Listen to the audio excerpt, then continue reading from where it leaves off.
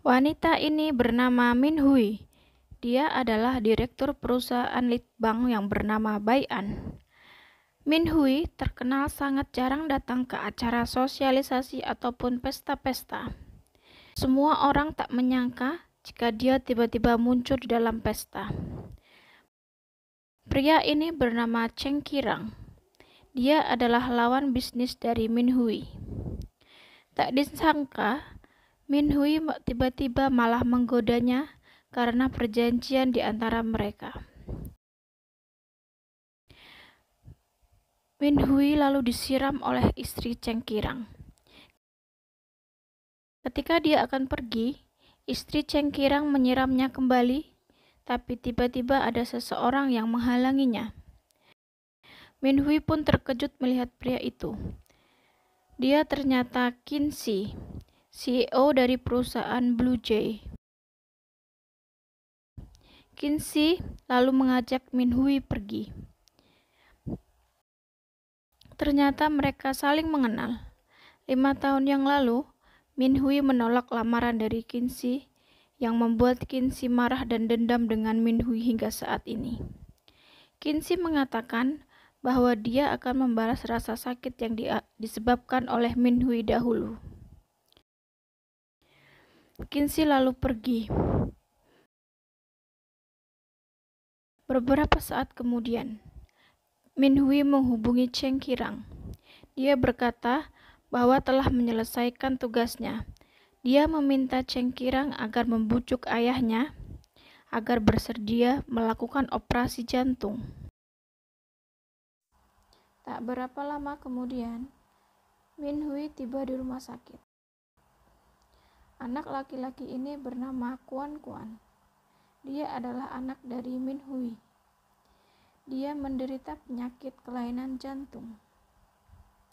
Min Hui terpaksa bersekongkol dengan ayah Cheng Qirang agar ayah Cheng Qirang mau mengoperasi Quan Quan. Pria ini adalah Zhou Ruji. Dia adalah dokter bedah jantung sekaligus tetangga dari Min Hui. Keesokan harinya, Qin Shi yang mencoba memeriksakan kesehatannya karena dia juga memiliki riwayat penyakit jantung. Tak disangka ketika dia ke kamar mandi, dia bertemu dengan Quan Quan.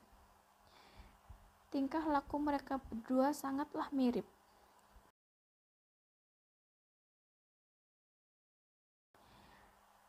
Min Hui yang bingung mencari Quan Quan tak sengaja melihat Qin Shi. Dia yang tak ingin bertemu dengan Qin Shi terpaksa keluar agar Qin Shi tidak tertabrak oleh pasien yang sedang kritis. Min Hui lalu bertanya apakah penyakit Qin Shi kambuh kembali. Qin Shi yang sangat membenci Min Hua berkata jika Min Hui tak perlu berpura-pura peduli padanya.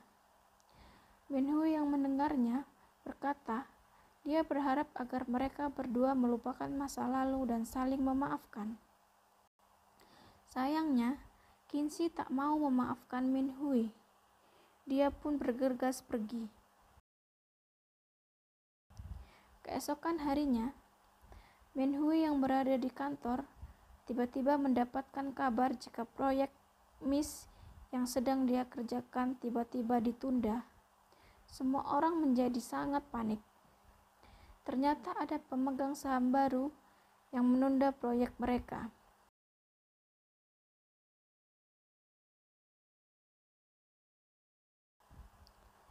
Tak lama, Min Hui pun datang menemui pemegang saham yang menunda proyeknya.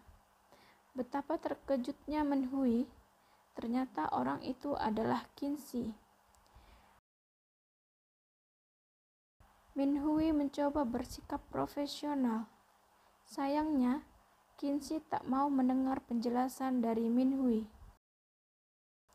Dia juga berkata bahwa dia tak akan menyetujui proyek buatan Min Hui karena dia dendam pada Min Hui di masa lalunya.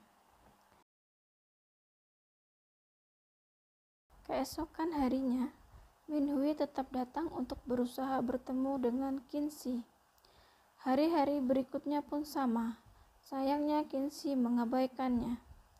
Beberapa hari kemudian, Kinsey yang tengah kencan buta merasa sangat membosankan.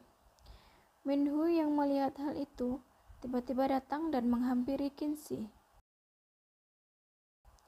Dia berkata kepada Kinsey bahwa dia akan menolongnya agar bisa pergi, tapi dengan syarat agar Kinsey memberinya waktu 10 menit untuk mendengarkan proyek miliknya. Kinsey pun setuju. Dia lalu mengatakan jika Minhui adalah kekasihnya. Sontak saja hal itu membuat Minhui sangat kaget.